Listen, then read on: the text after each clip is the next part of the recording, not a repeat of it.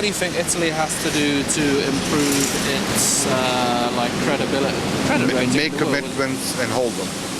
And what sort of areas? What do you mean, like more austerity? Is that the answer? I think this whole question about austerity is crucial. I think it needs to find a way to balance its budget. I think it needs to convince the rest of the world that it's serious. That's about it. But it's been making some.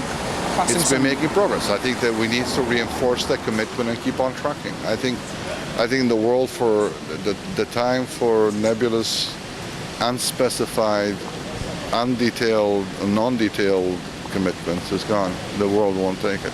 So now, I'm not defending the S&P downgrade. I don't think it is. I don't want to get involved in those issues. But the real question is that there are a number of tests that are coming up for these countries that they need to overcome, and one of which is a credibility issue. And so we need to get it behind us. So you think it's not just enough just to pass an austerity budget? You have to you have to show austerity. You got to show cohesion, and you got to show the fact that you're damn serious about doing it.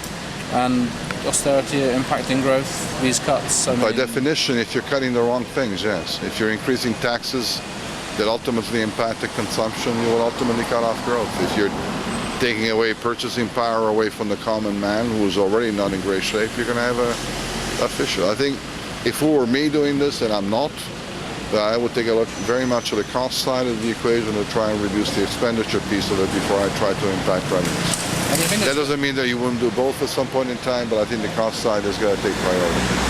Okay, and you think that it's going to have an impact on Fiat? This, is going to have an impact on consumer demand? I think we're beginning to see an impact of the increase in VAT and demand. We've actually dropped the forecast for 2011.